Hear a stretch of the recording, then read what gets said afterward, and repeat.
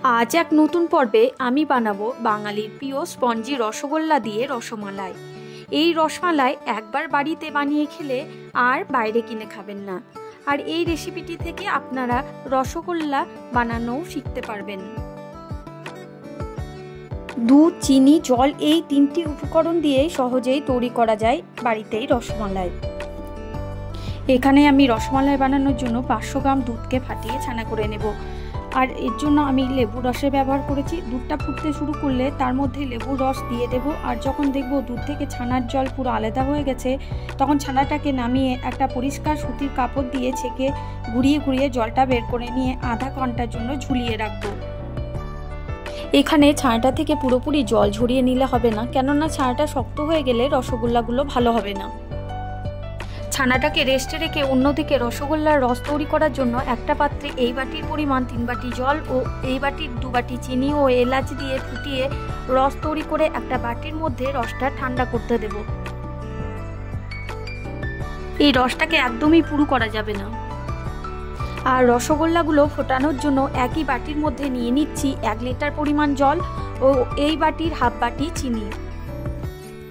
আধা ঘন্টা পর ছানাটাকে একটা থালার মধ্যে ভেঙে নিয়ে হাতের তালুর সাহায্যে ভালো করে 5 থেকে 7 মিনিট মাখিয়ে নেব। আর ফ্লেভারের জন্য দিয়ে দেব এলাচ গুঁড়ো। এখানে আমি হামলদিস্তার সাহায্যে এলাচ দানা ও চিনি মিশিয়ে একটা পাউডার বানিয়ে নিয়েছি।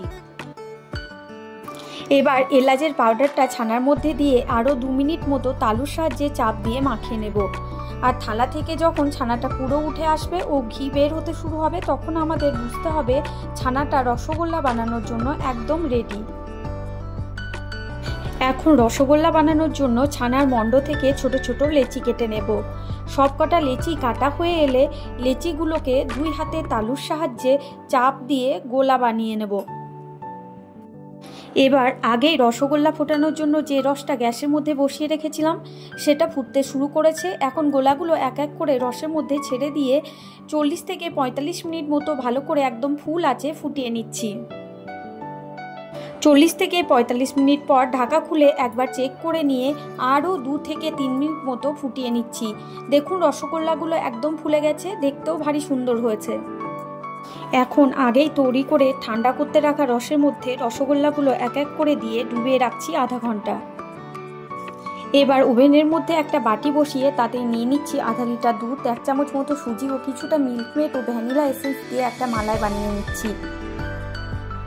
এখন মালাই বানানো হয়ে গেছে।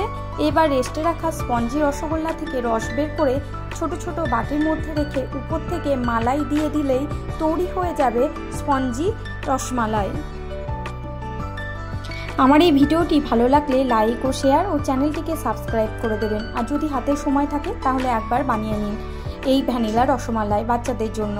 ধন্যবাদ।